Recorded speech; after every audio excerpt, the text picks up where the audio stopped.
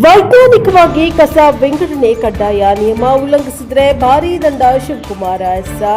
ಇಲ್ಲಿ ನಗರದ ಸ್ವಚ್ಛತೆ ಮತ್ತು ಪರಿಸರ ಸಂರಕ್ಷಣೆಯ ಹಿತದೃಷ್ಟಿಯಿಂದ ಹೊಸಪೇಟೆ ನಗರಸಭೆಯು ಘನತ್ಯಾಜ್ಯ ವಸ್ತುಗಳ ಅಂದ್ರ ವ್ಯವಸ್ಥಾಪನಾ ಮತ್ತು ನಿರ್ವಹಣೆ ಎಂಬ ನಿಯಮವನ್ನು ನಗರದಲ್ಲಿ ಕಡ್ಡಾಯವಾಗಿ ಜಾರಿಗೊಳಿಸಿದೆ. ಸಾರ್ವಜನಿಕರು ಹಾಗೂ ಉದ್ದಿಮೆದಾರರು ಇನ್ನು ಮುಂದೆ ಕಸವನ್ನು ಕಡ್ಡಾಯವಾಗಿ ವಿಂಗಡಿಸಿ ನೀಡಬೇಕಾಗಿದ್ದು, ನಿಯಮವನ್ನು ಉಲ್ಲಂಘಿಸಿದರೆ ಭಾರೀ ದಂಡವನ್ನು ತೆರಬೇಕಾಗುತ್ತದೆ ಎಂದು ನಗರಸಭಾ ಪೌರಾಯುಕ್ತ ಯರಗುಡಿ ಶಿವಕುಮಾರ್ ಎಚ್ಚರಿಕೆಯನ್ನ ನೀಡಿದ್ದಾರೆ. ಪ್ರತಿಯೊಬ್ಬ ನಾಗರಿಕರು ಕೂಡ ವ್ಯಾಪಾರಸ್ಥರು, ಕಲ್ಯಾಣ ಮಂಟಪ, ಬಾರ್ ಮತ್ತು ರೆಸ್ಟೋರೆಂಟ್ಗಳ ಮಾಲೀಕರು ತಮ್ಮಲ್ಲಿ ಉತ್ಪತ್ತಿಯಾಗುವ ಕಸವನ್ನ ಕಡ್ಡಾಯವಾಗಿ ಹಸಿ ತ್ಯಾಜ್ಯ ಮತ್ತು ಒಣ ತ್ಯಾಜ್ಯ, ಸ್ಯಾನಿಟರಿ ತ್ಯಾಜ್ಯ ಮತ್ತು ಸ್ಪೆಷಲ್ ಕೇರ್ ವೇಸ್ಟ್ ಎಂಬುದಾಗಿ 4 ಭಾಗಗಳನ್ನಾಗಿ ವಿಂಗಡಿಸಬೇಕು. ವಿಂಗಡಿಸಿದ ತ್ಯಾಜ್ಯವನ್ನು ನಗರಸಭೆಯ ಆಟೋ, ಟಿಪ್ಪರ್ಗಳಿಗೆ ಅಥವಾ ಕಸದ ವಾಹನಗಳಿಗೆ ನೀಡಬೇಕು.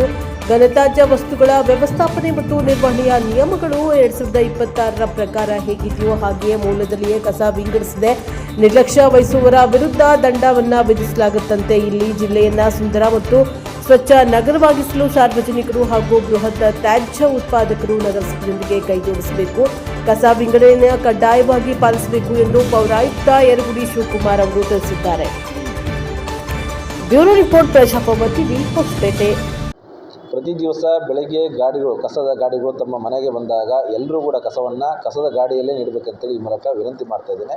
ಹಾಗಾಗಿ ಈ ಮೂಲಕ ನಗರದ ಸೌಂದರ್ಯವನ್ನು ಕಾಪಾಡಬೇಕಂತೇಳಿ ಜನರಲ್ಲಿ ಮತ್ತೊಮ್ಮೆ ವಿನಂತಿ ಮಾಡ್ತಾ ಇದ್ದೇನೆ. ಎಲ್ಲರಿಗೂ ನಮಸ್ಕಾರ.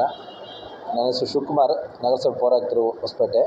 ಈ ಮೂಲಕ ಸಾರ್ವಜನಿಕರಲ್ಲಿ ವಿನಂತಿ ಮಾಡೋದೇನೆಂದರೆ, ಈಗ SWM ರೂಲ್ಸ್ 2026 ಜಾರಿಯಾಗಿದೆ.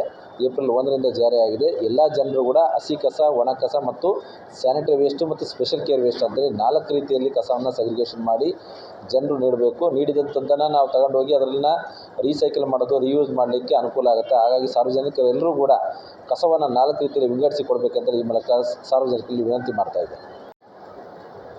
ಹೊಸಪೇಟೆ ನಗರಸಭೆ ವ್ಯಾಪ್ತಿಯಲ್ಲಿ ಟೋಟಲ್ 35 ವಾರ್ಡ್ಗಳಿದ್ದು, ಅದರಿಂದ ನಮ್ಮಲ್ಲಿ ಸುಮಾರು 130 ಟನ್ಗಳಷ್ಟು ಕಸ ಉತ್ಪಾದನೆ ಆಗ್ತಿದ್ದು, ಸದರಿ ಕಸವನ್ನು ಸೆಗ್ರಿಗೇಷನ್ ಮಾಡಿ ನೀಡೋದ್ರ ಮುಖಾಂತರ ಅದನ್ನ ರೀಸೈಕಲ್ ಮಾಡಲಿಕ್ಕೆ ಜನರು ಕೂಡ ರೀಯೂಸ್ ಮಾಡಿ, ರೀಸೈಕಲ್ ಮಾಡಿ, ರೆಡ್ಯೂಸ್ ಮಾಡಲಿಕ್ಕೆ ಅನುಕೂಲ ಕಲ್ಪಿಸಬೇಕಂತ ಈ ಮೂಲಕ ವಿನಂತಿ ಮಾಡ್ತಾ ಇದ್ದೇವೆ.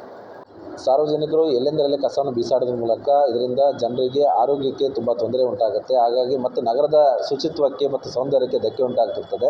ಹೊಸಪೇಟೆ ನಗರ ವಿಶ್ವ ಪಾರಂಪರಿಕ ನಗರವಾಗಿದ್ದು, ಹಾಗಾಗಿ ಎಲ್ಲರೂ ಕೂಡ ಸಾರ್ವಜನಿಕರು ತಮ್ಮ ಕಸವನ್ನು ವಿಂಗಡಿಸಿ 4 ರೀತಿಯಲ್ಲಿ ವಿಂಗಡಿಸಿ ಕಸದ ಗಾಡಿ ನೀಡೋದ್ರ ಮೂಲಕ ನಗರಸಭೆಯೊಂದಿಗೆ ಸಹಕರಿಸಬೇಕಂತೇಳಿ ಈ ಮೂಲಕ ವಿನಂತಿ ಮಾಡ್ತಾ ಇದ್ದಾರೆ.